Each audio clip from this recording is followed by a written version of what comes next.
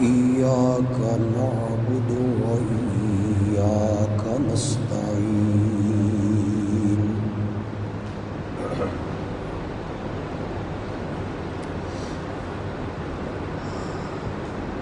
اللهم صل على سيدنا ومولانا محمد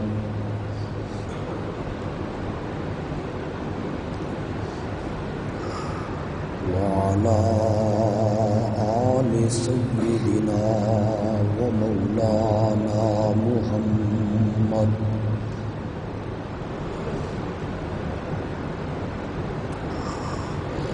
وبارك وسلم ثم صل عليه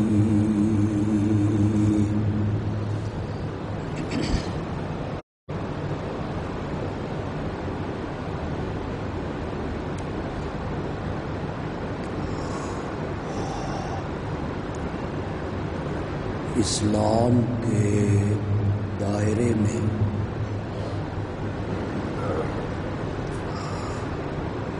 داخل ہونے کے لیے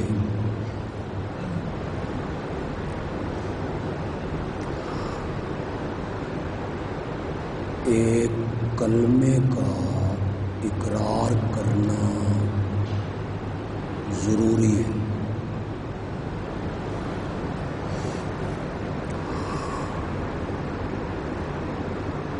اس کلمے کے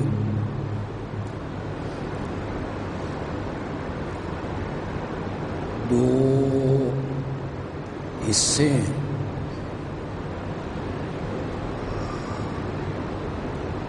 پہلا حصہ ہے لا الہ الا اللہ،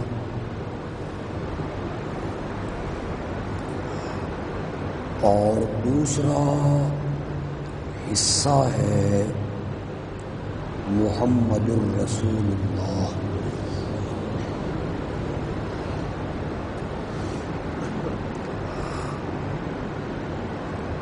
پہلے حصے میں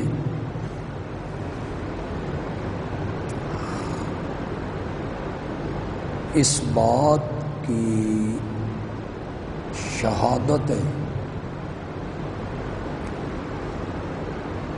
اور اقرار ہے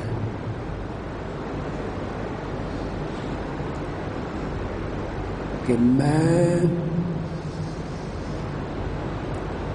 اللہ کے سوا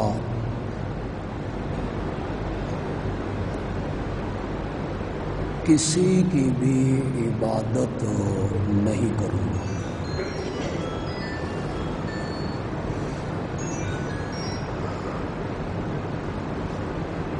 میں عبادت کروں گا تو صرف اور صرف عرش والے کی کروں گا۔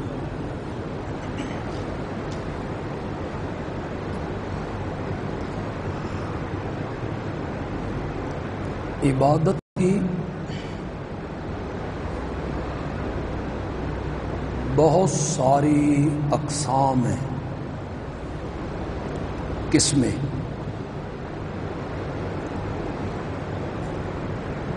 سجدہ کرنا عبادت کی ایک قسم ہے۔ تھوڑا سا آواز ایسا کریں۔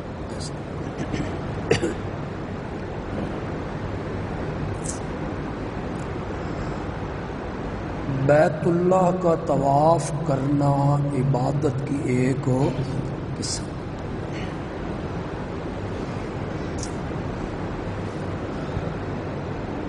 رکوع کرنا عبادت کی ایک قسم ہے۔ قیام کرنا، ہاتھ باندھ کے کھڑے ہونا عبادت کی ایک قسم۔ زکوٰۃ عبادت کی ایک قسم ہے، روزہ عبادت کی ایک قسم۔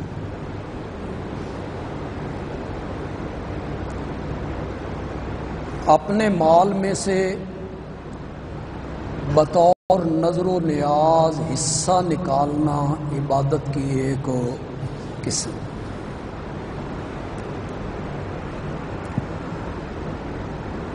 عبادت کی تمام اقسام میں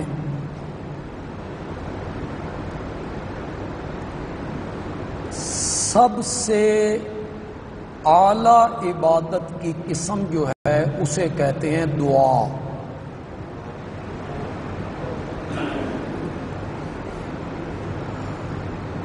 نبی اکرم صلی اللہ علیہ وسلم نے فرمایا الدعاء هو العبادہ، دعا ہی کا نام عبادت ہے.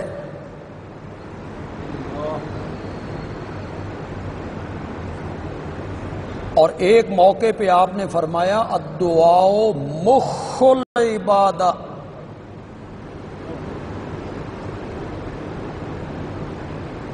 اگر عبادات کا نچوڑ، مغز، خلاصہ، روح، عرق ساری عبادت کا نکالا جائے تو آپ نے فرمایا الدعاء. وہ کیا ہے؟ جسے پھر ہم فارسی میں، اردو میں اور پنجابی میں کہتے ہیں پکارنا. دعا کا معنی کیا ہے؟ آواز لگانا، صدا لگانا، مانگنا.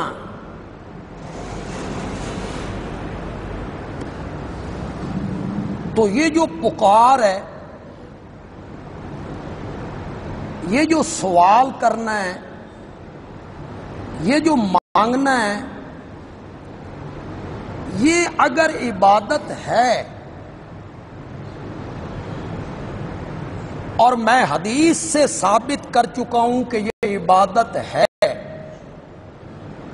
تو پھر اس میں کوئی دوسری بات نہیں کہ عبادت کس کی ہونی چاہیے. اسی سے مانگنا ہے، اسی سے سوال کرنا ہے، اسی کے سامنے دامن پھیلانا ہے. مجھے کئی باتوں کا ذرا وضاحت کرنی پڑے گی. کوئی نئے لوگ آئے ہوں تو وہ غلط فہمیوں میں مبتلا ہوں. علماء غلط فہمیوں میں مبتلا کر دیتے ہیں. مانگتے تو ہم بھی ایک دوسرے سے ہیں، تو پھر یہ جائز ہے. میں نے آپ سے مانگا کہ یہ چیز مجھے دے دیں، سوال کیا. میں نے آپ سے بعض اوقات مدد بھی مانگی، یار ذرا یہ بوجھ اٹھا کے میری سواری پہ لاد. یہ بھی تو ہم مدد مانگ رہے ہیں، یہ بھی تو ہم سوال کر رہے ہیں، یہ بھی تو ہم ایک دوسرے سے مانگ رہے ہیں. تو پھر یہ جائز ہے. تو اپنے ذہن میں بات بٹھائیے، یہ ما تحت الاسباب ہے. نہیں سمجھ آئی آپ؟ چلو ایک دوسرے طریقے سے سمجھاتا ہوں. یہ دو طرفہ ٹریفک ہے، جا بھی رہی ہے. آج میں آپ سے مانگ رہا ہوں تو میں سمجھتا ہوں کہ آج میں اس کا محتاج ہوں، کل اس سے بھی میری ضرورت، اسے بھی ہم محتاج سمجھ رہے ہیں. میں اگر موچی کا محتاج ہوں جوتی مرمت کروانے کے لیے، تو موچی بھی تو میرا محتاج ہے نا، کہ میں اسے رقم ادا کر رہا ہوں. یہ تو نظام ہی دنیا کا چل رہا ہے، ایک دوسرے کے ساتھ تعاون کرنا. میں درزی کا محتاج ہوں، درزی میرا محتاج ہے. یہ دو طرفہ ٹریفک ہے. اور میں نے جو آپ کو چیز دینی ہے، یا میرے مانگنے پہ آپ نے مجھے چیز دینی ہے، غیب سے دینی ہے، ہاتھ استعمال کرنے ہیں، جیب میں ہاتھ ڈالنا ہے، وہ چیز مجھے اٹھا کے یوں دینی ہے. یہ سوال اور یہ مانگنا اور یہ مدد طلب کرنا اسباب کے تحت ہے، اور اللہ سے جو سوال کیا جاتا ہے اور مدد مانگی جاتی ہے وہ ما فوق الاسباب ہے۔ کیوں؟ اس میں بھی آپ کا خیال ہوتا ہے کہ یا اللہ آج تو میری مدد کر، کل تینویں ضرورت پہ سکتی۔ یہی نظریہ ہوتا ہے آپ کا؟ کس کا یہ نظریہ ہوتا ہے؟ تو اس کو کہتے ہیں تعاون۔ یہ جو ہم ایک دوسرے کے ساتھ کرتے ہیں اس کا نام کیا ہے؟ تعاون۔ تو میرے ساتھ تعاون کر، میں تیرے ساتھ، تو میرا کام بنا، میں تیری حاجت پوری کر دوں، یہ تعاون ہے۔ قرآن کہتا ہے تعاونوا علی البر والتقوی، نیکی اور تقوی کے کاموں پر ایک دوسرے سے کیا کیا کرو؟ تعاون۔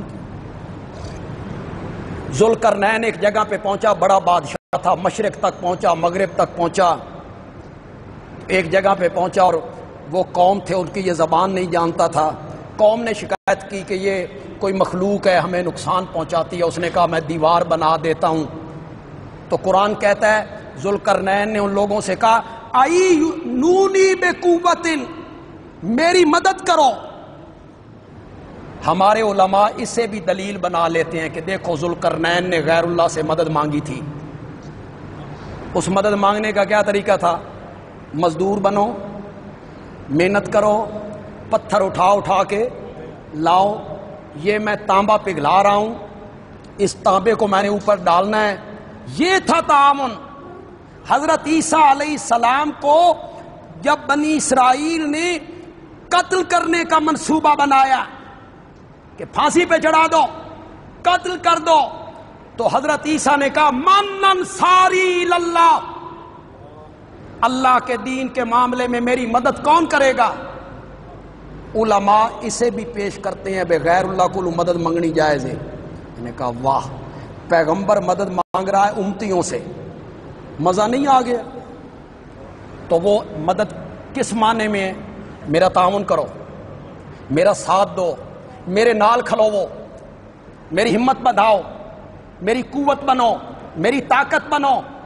یہ ساری چیزیں قرآن میں ہیں، ہم نے ان چیزوں کو پڑھا ہے اور ہم دونوں آنکھیں کھلی رکھتے ہیں۔ یہ مدد مانگنا، یہ سوال کرنا، یہ ما تحت الاسباب ہے، اور رب سے جو مدد مانگی جاتی ہے اللہ ہتھا نال چک کے دینی ہے شے، وہ مدد مانگنی یہ ہے کہ جس سے میں مدد مانگ رہا ہوں، جس سے میں سوال کر رہا ہوں، میں اس کو نہیں دیکھ رہا اور وہ مجھے یہ سوال، یہ مانگنا، یہ مخلوق میں سے کسی سے سوال نہیں کرنا، یہ دامن پھیلانا ہے تو کس کے آگے پھیلانا؟ یہ ہے توحید، یہ ہے نتھری ہوئی توحید، جس کا سبق آمنہ کے لال نے اپنی امت کو دیا۔ کسی جگہ کہا مجھ سے مانگو، جب بھی کہا تو کیا کہا؟ کس سے مانگو؟ حضرت عبداللہ ابن عباس رضی اللہ تعالیٰ عنہ کو جانتے ہو؟ نبی پاک کے چچا زاد بھائی ہیں، مفسر قرآن ہیں۔ ان کی خالہ حضرت ام میمونہ نبی پاک کی زوجہ محترمہ ہیں۔ انتقال، میرے آقا کے انتقال کے ٹائم ان کی عمر 13 سال تھی۔ چچا زاد بھائی بھی ہیں، بچوں کی طرح بھی ہیں، نبی پاک بڑی محبت بھی کرتے ہیں، پیار بھی کرتے ہیں، ان کی قرآن فہمی کی دعائیں بھی کی ہیں۔ ایک موقع پہ نبی پاک نے ابن عباس کو نصیحت کی، نصیحت کرنے والا ہو کائنات کا تاجدار، نصیحت کر رہا ہو اپنے چچا زاد بھائی کو، کتنی کام کی نصیحت ہوگی؟ سناؤں آپ کو وہ نصیحت، کرو گے عمل اس پہ؟ جو میرے آقا نے اپنے چچا زاد بھائی کو نصیحت کی، آپ نے فرمایا ابن عباس اذا سالتا، کوئی آپ میں سے سالتا کا معنی کرے یاد، جب بھی تو مانگے سوال کرنا۔ اگلا لفظ جو میں عربی کا بولوں گا، اگرچہ تقریروں کی وہ لذت باقی نہیں رہی، کرونا ہر شاہی لٹ لئی، اتنا بے لذت رمضان بھی کدی ویکھیا سا ہے؟ کتنا بے لذت رمضان ہو گیا۔ نمازوں میں لوگوں کی تعداد کوئی نہیں، وہ جو عصر سے لے کے مغرب تک مسجدیں آباد ہوتی تھیں اور قرآن کی تلاوتیں ہوتی تھیں، وہ کوئی نہیں۔ ڈرے ڈرے ہوئے لوگ، سہمے ہوئے لوگ۔ اساں جڑے خطیب ہاں، اساں بھی ہن سمجھیا بھئی 25 منٹ گل کرنی ہے، چلو 2-4 گلاں کرو تے لپیٹ کے لوگوں نوں آکھو بے اٹھے تے نماز پڑھو۔ وہ لطف نہیں رہا۔ میں اپنا وہ رنگ بھی نہیں دکھانا چاہتا، لیکن میں اگلا جو لفظ بولوں گا عربی کا، مجھے یقین ہے کہ آپ اس کا معنی آپ کو سمجھ آ جائے گا، اور آپ کی سبحان اللہ کہے گی کہ آپ کو سمجھ آ گیا ہے کہ میرے آقا نے ابن عباس کو کیا کہا۔ اذا سالتا، ابن عباس جب بھی تو نے مانگنا ہو فاسأل اللہ، کس سے مانگ؟ یہ کیا دعوتیں دیتے پھرتے ہیں لوگوں کو، فلانے کول منگو تے غوث پاک کول منگو تے فلانے کول منگو۔ تم نبی پاک کے محب ہو، نبی پاک کے محب اور آمنہ کے لال کے صحیح حبدار وہی ہیں جو میرے آقا کی نصیحت پر عمل کرتے ہیں۔ کیا نصیحت تھی؟ جب بھی مانگنا ہو فصل اللہ۔ اگلا جملہ بھی سناؤں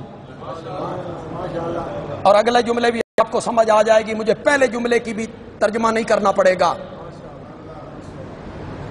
وَإِذِ اسْتَعَنْتَ،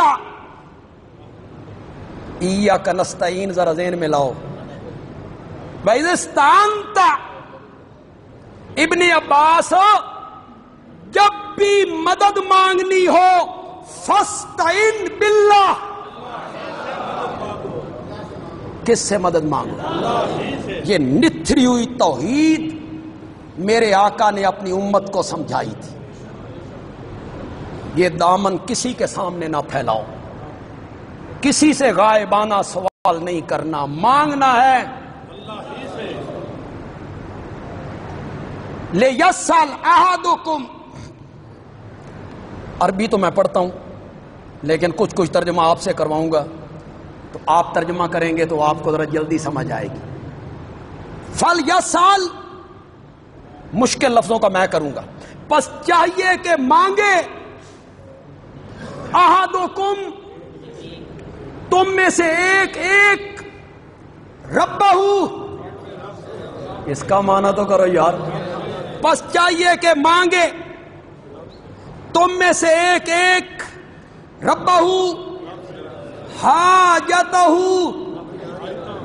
کلہا، نتھری ہوئی توحید اپنی امت کو سمجھائی۔ یہ نہیں کہا مجھ سے مانگو، رزق مجھ سے مانگو۔ سارے نبی تیرے در کے سوالی، یہ نعتیں ہوتی ہیں، یہ قوالیاں ہوتی ہیں، یہ شاعر لوگ ہوتے ہیں، ان کی کوئی بات حجت نہیں ہوتی، دلیل نہیں ہوتی۔ دلیل رب کا قرآن ہے، پھر محمد کا فرمان ہے صلی اللہ علیہ وسلم۔ اگلی بات ذرا سنو یار، اگلی بات ذرا سنو یار، ہر حاجت اپنے رب سے مانگے۔ حتی شسع نالہ، حتی شسع نالہ، یہاں تک کہ اس کی جوتی کا تسمہ ٹوٹ جائے۔ اللہ اکبر، سبحان اللہ تو کہو یار۔ کیا نتھری ہوئی تو بڑی بڑی چیزیں نہیں، صرف بڑی بڑی چیزیں نہیں، معمولی چیزیں بھی۔ حتی شسع نالہ، اذن قطع، یہاں تک کہ جوتی کا تسمہ ٹوٹ جائے تو وہ رب سے مانگے. کیوں؟ فَإِن لَمْ يُيَسِّرْهُ لَمْ يَتَيَسَّرْ. اگر عرش والا تجھے جوتی کا تسمہ نہ دینا چاہے تو ساری کائنات مل کر تجھے جوتی کا تسمہ نہیں دے سکتی. کتنی نتھری ہوئی توحید سکھائی میرے نبی. سوال کرنا ہے تو رب سے کرنا ہے. پھر قرآن نے یہی سکھایا، قال ربکم ادعونی، تمہارا رب کہتا ہے مجھے پکارو، استجب لکم، میں تمہاری پکاروں کا جواب دیتا ہوں. وَإِذَا سَأَلَكَ عِبَادِي عَنِّي فَإِنِّي قَرِيبٌ اجیب دعوت الداعِ اذا دعان. جب بھی کوئی پکارنے والا مجھے پکارتا ہے، جب بھی یہ گورنر سے مثالیں دیتا پھرتا ہے، یہ کمشنر سے مثالیں دیتا پھرتا ہے. کمشنر کو ملنا ہو تو چپڑاسیوں کی ضرورت پڑتی ہے، بڑے افسر کو ملنا ہو تو چھوٹوں کی ضرورت پڑتی ہے، اللہ تک پہنچنا ہو تو بزرگوں کے واسطے کی ضرورت پڑتی ہے. تو یہ مثالیں دیتا پھرتا ہے. پاگل ہو. کمشنر، ڈپٹی کمشنر، ان کے دفتر کے باہر لکھا ہوا ہے بغیر اجازت اندر آنا منع ہے، اور اس نے اپنے دروازے پہ لکھایا ہے اجیب دعوت الداعِ اذا دعان. جب بھی کوئی پکارنے والا مجھے پکارتا ہے میں اس کو جواب دیا کرتا ہوں. 4 بجے کے بعد وہ تھک جاتے ہیں، چھٹی کر جاتے ہیں، اتوار کو دفتر بند ہوتے ہیں. میرے دروازے پہ آ، ہمارا دفتر کبھی بند بھی نہیں ہوا ہے. تو ڈپٹی کمشنر سے مثالیں دیتا پھرتا ہے، تو گورنر سے مثالیں دیتا پھرتا ہے. ڈپٹی کمشنر اور افسر چپڑاسی پہ ناراض ہو جائے، چپڑاسی کوئی قصور کرے اور وہ ناراض ہو جائے تو چپڑاسی پیچھے بھاگتا ہے، منتیں کرتا ہے، قرآن دے میلے اٹھا کے لاتا ہے، وہ ٹھوکریں مارتا ہے، پوچھتا نہیں. اور اللہ کہتی ہیں ہر رات آدھی رات کے بعد اپنی رحمت پہلے آسمان پہ اتار کے صبح تک اعلان کرتا ہوں حل من مستغفر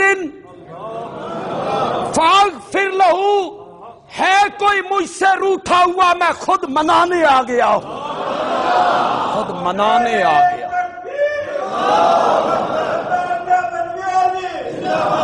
اس کو چھوڑ کے مثالیں دیتے پھرتے ہو. ڈپٹی کمشنر کو ملنا ہو تو چپڑاسی کی ضرورت پڑتی. تم نے رب کو افسروں کے ساتھ ملا دیا ہے. حل میں مستغفرن، ہے کوئی معافیاں مانگنے والا. حل میں مسترزقن. میں تھوڑا سا اس مضمون کو اگلے جو میں بیان کروں گا. میں نے صرف ایک تمہید باندھی ہے. میں کچھ انبیاء کے واقعات پیش کروں گا.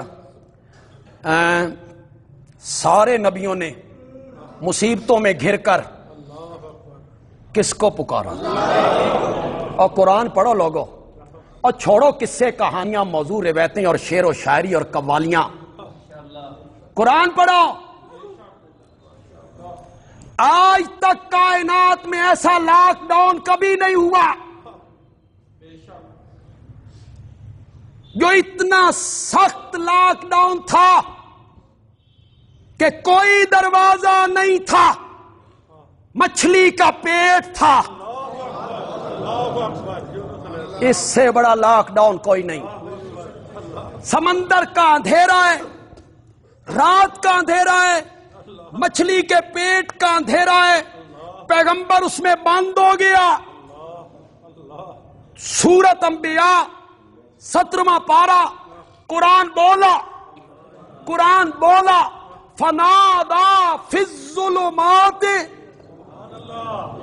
میرے یونس نے اندھیروں میں پکارا لا الہ، تیرے سوا الہ کوئی نہیں. تیرے سوا معبود کوئی نہیں، تیرے سوا عبادت کے لائق کوئی نہیں۔ کہنا کیا چاہتے ہیں؟ مچھلی کے پیٹ میں التجا کیا کرنا چاہتی ہیں؟ التجا تو کرنی تھی مجھے باہر نکال، لاک ڈاؤن ختم کر دے، مجھے باہر لے آ۔ اس کے بجائے کہتے ہیں تیرے سوا الہ کوئی نہیں۔ حضرت یونس الہ کا معنی بتانا چاہتی ہیں، حضرت یونس بتانا چاہتی ہیں الہ وہ ہوتا ہے جو مچھلی کے پیٹ میں سے لوگوں کی پکاریں سنا کرتا ہے۔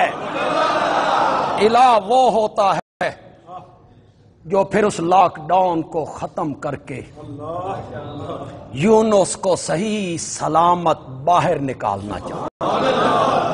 میں آپ کا امتحان نہیں لینا چاہتا، بجلی چلی گئی، ہمارا جنریٹر بھی ٹھیک نہ ہو سکا، ہم 3 دن سے اس کے ٹھیک کرنے کے چکر میں، تو گرمی بڑی ہے، آپ روزے سے ہیں۔